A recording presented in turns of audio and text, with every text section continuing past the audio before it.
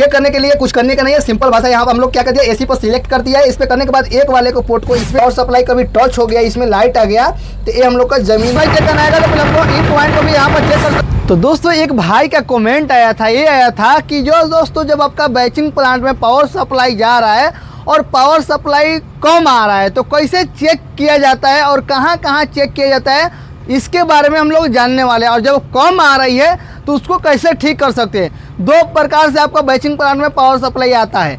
कैसे आता है, एक डीजी से आता है और एक main power supply power grid से आती है जो आपका बैचिंग प्लांट ऑपरेट होता है। और इसको ऑपरेट करने के लिए आपको 3 फेज का सप्लाई होना चाहिए और 415 वोल्टेज रहना चाहिए बैचिंग प्लांट को ऑपरेट करने के लिए। जब आपका बैचिंग प्लांट में पावर सप्लाई कम आ रहा है तो उसको कैसे ठीक किया जाता है, इसके बारे में सोल्यूशन देने वाला हूं। और आपको पता नहीं है कि चलिए मेरा बैचिंग प्लांट में कितना पावर सप्लाई आ रही है, लोड कंडीशन में या ऐसे भी चेक करने का है, तो आपको एक मल्टीमीटर या क्लैंप मीटर ले लेने का। और सभी बैचिंग प्लांट में, सभी भाई के पास बैचिंग प्लांट में रहता ही है। जब नहीं रहता है तो आप लोग परचेस कर सकते हैं, मल्टीमीटर मंगा सकते हैं, नहीं तो मेरे को बायो में ही दिया रहेगा, वहाँ से भी आप लोग खरीद सकते हैं। क्लैंप मीटर या मल्टीमीटर जो बढ़िया रहेगा। आपको इलेक्ट्रिक के बारे में कुछ जानकारी चाहिए, क्या क्या पावर सप्लाई कहाँ तक आ रहा है, सभी कुछ आपको इसमें मिल जाता है। तो चलिए वीडियो को शुरू करते हैं। चैनल पर नए हो चैनल को सब्सक्राइब फॉलो कर लीजिएगा, वीडियो को फटाफट लाइक कर लीजिएगा। तो देखिए दोस्तों मैं अभी आ चुका हूँ पैनल के पास। पैनल पर आने के बाद ये जो क्लैंप मीटर है, आपके मल्टीमीटर है, दोनों कोई सा भी हो कोई दिक्कत नहीं है। तो आपको एसी में सिलेक्ट करने का, इसका क्या करने का, एसी पर सिलेक्ट करने का, क्योंकि हम लोग का जो पावर सप्लाई आता है एसी में ही आता है। तो जो ये आपको दिख रहा है 750 और ये हम लोग का क्या बनाया हुआ है, सिंबल बनाया हुआ है। इस प्रकार से जो सिंबल है इस पे डायरेक्ट इस पे लाने का। इस पे जो सिंगल दिख रहा है दोस्तों, ये हम लोग का डीसी सप्लाई को चेक किया जाता है। इस पे रख के क्या किया जाता है, डीसी सप्लाई को चेक किया जाता है। और दोस्तों यहाँ पर जो हम लोग का है एसी वोल्टेज को चेक किया जाता है। इस पे हम लोग को सिलेक्ट कर लेने का है। इसमें हम लोग का 750 वोल्टेज तक आप इस पे चेक कर सकते हो, ठीक है। और इसके बाद हम लोग ए वाले को लगा लेते हैं। तो इसको लगाने के लिए कुछ करने का नहीं है, इस वाले ब्लैक को ब्लैक में लगा लेंगे और इसको हम लोग जो ए वाले पॉइंट को इसमें रेड वाले में लगा लेंगे, ठीक है। अब इसमें लगाने के बाद अब इसको यहाँ पर हम लोग रख देंगे, ठीक है, यहाँ पर। तो यहाँ पर रखने के बाद अब इसको हम लोग चेक करेंगे। पहले दोस्तों आपको ये समझा देता हूँ इसमें हम लोग का पावर सप्लाई क्या क्या आता है। दोस्तों देखो ये हम लोग का RYB आता है, मतलब रेड येलो ब्लू आता है। ये हम लोग का जो ये दिख रहा है ये हम लोग का न्यूट्रल आता है। और ये जो रेड दिख रहा है यहाँ पर, ये हम लोग का अर्थिंग यहाँ पर आता है, ठीक है। यहाँ पर क्या है, ये अर्थिंग आती है। ये इसलिए लगा रहता है कि वोल्टेज को मेंटेन कर, मतलब बरोबर करने के लिए भी होता है। और पावर सप्लाई एक्स्ट्रा हो, उस एक्स्ट्रा हो वो ग्राउंड कर देता है। और अपने को जो ये बॉडी में दिख रहा है, ये वाला बाजू में देखो, ये जो बॉडी में दिख रहा है, इसमें क्या होगा, पावर सप्लाई कभी टच हो गया, इसमें लाइट आ गया, तो ये हम लोग का ज़मीन में चला जाएगा ये अर्थिंग के थ्रू, ठीक है। और इसमें एक्स्ट्रा पावर हो तो इसके थ्रू भी चला जाता है, ग्राउंड हो जाता है। तो पहले आपको ये बताता हूँ कि ये RYB इसमें हम लोग का 415 वोल्टेज, 400 प्लस वोल्टेज इसमें आती है। और ये हम लोग का न्यूट्रल होता है। चेक करने के लिए कुछ करने का नहीं है, सिंपल भाषा यहाँ पर हम लोग क्या कर दिया, एसी पर सिलेक्ट कर दिया है। इस पे करने के बाद एक वाले को पोर्ट को इसमें लगाने का और एक वाले को इसमें लगाने का, ठीक है। यहाँ पर देखने का कितना पावर सप्लाई आ रहा है। देखो इसमें हम लोग का 412, 9 और 13 इस प्रकार से हम लोग का इसमें आ रही है, ठीक है।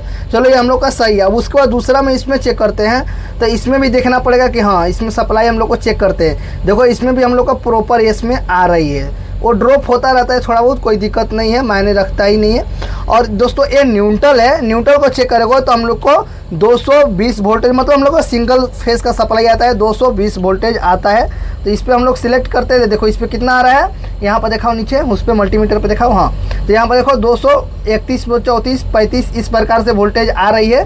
तो कोई इसमें दिक्कत नहीं है, इतना ही वोल्टेज आता है। इसमें लोगे या इसमें लोगे, देखो यहाँ पर दिखाओ, यहाँ पर हम लोग दूसरा वाला में कनेक्ट किया है। यहाँ पर देखोगे तो किस में आ रहा है, उतना ही वोल्टेज आ रहा है, ठीक है। और उसके बाद यहाँ पर लगाओगे, तीसरे वाले में लगाओगे, बी वाले में लगाओगे, इसमें इस वाले में, तो इस वाले पर टच करोगे, इस पर टच करोगे तो उतना ही बताएगा दोस्त, ठीक है। तो ये जब चेक करोगे 400 से जब प्लस वोल्टेज आ रही है तो समझो कि सही है, आपका पावर सप्लाई सही आ रहा है। बट आपका बार बार ट्रिप कर रहा है तो दोस्तों आपको ये भी चेक करने का होता है कि जब आपका लोड ले रहा है तो लोड में क्या प्रॉपर वोल्टेज आ रहा है कि नहीं आ रहा है। तो उसको लिए क्या करोगे, आपका लोडिंग चलना चाहिए और यहाँ पर दोस्त क्या करने का, यहाँ पर मल्टीमीटर को लगा देने का। यहाँ पर दोस्तों 400 तो वोल्टेज रहना ही चाहिए कोई भी हालत में। थोड़ा बहुत ड्रॉप होगा तो चलेगा, ऐसा कोई दिक्कत नहीं हो, मेंटेन हो जाता है। बट ज़्यादा पावर सप्लाई ड्रॉप होगा तो प्रॉब्लम आपको आ सकता है। तो 400 प्लस वोल्टेज हम लोग का तो रहना ही चाहिए। ठीक है, देख सकते हो हम लोग का वोल्टेज जो है इस प्रकार से आ रही है। ज़्यादा ड्रॉप करेगा, ज़्यादा पावर ड्रॉप होगा, 300 से नीचे आएगा ड्रॉप होगा पावर सप्लाई, तो आपका क्या होगा कि आपका मतलब ट्रिप मारने का संभावना हो सकता है। ज़्यादा भी नीचे आएगा ना, 300 से ढेर नीचे आ जाएगा, 350 पर भी आ जाएगा तो आपको पैनल ट्रिप मार देगा। ठीक है, और ये दोस्तों आपको जो ये न्यूट्रल, आपको न्यूट्रल और ये न्यूट्रल के साथ में और ये फेज के साथ में भी सिंगल वोल्टेज आपको आता है। जब मैं चेक कर रहा हूँ तो आपको बता दो क्या चीज़, न्यूट्रल जो आपका आर्थिंग है, आर्थिंग में भी चेक करोगे और इसमें चेक करोगे, ये अपना फेज में जो ट्रिपल फेज में जो इसमें भी दोस्तों सिंगल फेज का सप्लाई आएगा। तीनों में यहाँ पर चेक करूँगा और इसमें भी चेक करूँगा तो उतना ही हमको सप्लाई आएगा। और देखो अपना न्यूट्रल और आर्थिंग में 0 और 3 के अंदर रहना चाहिए तो आपका जो आर्थिंग है वो प्रॉपर सही रहेगा। ये भी सही है और ये बॉडी आर्थिंग भी ले लेंगे तो सही है। बाबू नीचे लाओ, तो यहाँ पर बॉडी अर्थिंग भी लेंगे तो ये सही है, देख सकते हो इस प्रकार से।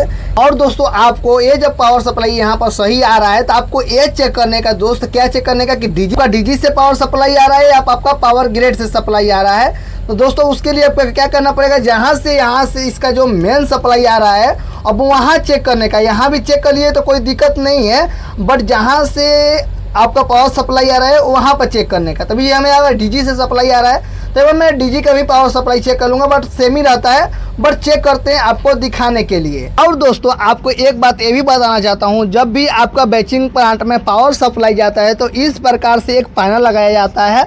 और दोस्तों आपको कहूँ भी ये लग सकता है, आपका इससे बड़ा भी हो सकता है, छोटा भी हो सकता है। क्योंकि दोस्तों आपको बताओ, जब भी आपका ट्रांसफार्मर से जब पावर सप्लाई आता है तो पहले आपको देखो यहाँ से हम लोग का जो केबल डीजी से आया हुआ है तो पहले हम लोग का पावर सप्लाई इसमें आता है और यहाँ पर हम लोग का MCCB लगा रहता है। MCCB से हम लोग का जब वहाँ से तब हम लोग का जो है कैबिन में पावर सप्लाई यहाँ से जाता है, क्योंकि डायरेक्ट ट्रांसफार्मर से हम लोग का नहीं लगा रहता है। हम लोग का यहाँ पर एक MCCB का यूज करते हैं। तो यहाँ से भी आपको पावर सप्लाई को चेक कर सकते हो, जहाँ से ट्रांसफार्मर से पावर सप्लाई आ रहा है वहाँ से भी चेक कर सकते हो और ऊपर जो आपको लगा हुआ है जिस प्रकार से लगा वहाँ से आप चेक कर सकते हो। चलिए मैं आपको डीजी से ही पावर सप्लाई चेक करके आपको बताता हूँ। दोस्तों अभी मैं आ चुका हूँ डीजी के पास। हम लोग का MCCB लगा हुआ है, ये हम लोग का इन पॉइंट है, ये हम लोग का आउट पॉइंट है।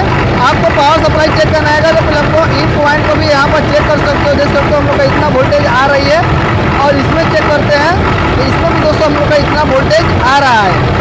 ठीक है, और उसके बाद नीचे वाले में चेक करेंगे तो ये इसमें भी हम लोग का उतना ही वोल्टेज आएगा। देख सकते हो इतना वोल्टेज आ रही है और इसमें भी चेक करेंगे इतना वोल्टेज हम लोग का आना चाहिए। देख सकते हो इतना वोल्टेज हम लोग का आ रहा है। ठीक है, इस प्रकार से आप लोग चेक कर सकते हो। इसमें भी चेक करेंगे तो उतना ही वोल्टेज आएगा और इसमें भी चेक करोगे तो उतना ही वोल्टेज आएगा।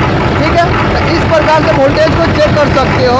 जब दोस्तों ये सब चेक कर लेते हो, चेक करने के बाद दोस्तों आपका पावर सप्लाई कम आ रहा है, वोल्टेज पावर ड्रॉप हो रहा है, मतलब पावर सप्लाई आ रहा है बट ड्रॉप हो रहा है आपका पावर सप्लाई, तो दोस्तों उसमें क्या होता है, डीजी से पावर सप्लाई ड्रॉप हो रहा है तो आपका AVR खराब हो सकता है। उसमें एक AVR आता है, इस पर वीडियो मेरा ऑलरेडी बना चुका हूँ, कैसे करना है, कैसे लगाना है, इससे क्या होता है, सब कुछ बता दिया हूँ। ठीक है, AVR के बारे में। और वहीं पर दोस्तों आपका पावर सप्लाई आ रहा है बिना डीजी का, तो दोस्तों वहाँ से पहले आपका ट्रांसफार्मर से प्रॉब्लम हो सकता है और उसमें 3 फेज सप्लाई नहीं आएगा, तीनों फेज में सप्लाई आना चाहिए, 400 प्लस वोल्टेज आना चाहिए। वहीं पर दोस्तों कम होगा तो आपको ये चेक करना पड़ेगा कि जिसको जहाँ से पावर सप्लाई आ रही है क्या वहाँ से प्रॉपर जो पावर सप्लाई है वो प्रॉपर आ रही है कि नहीं आ रही है।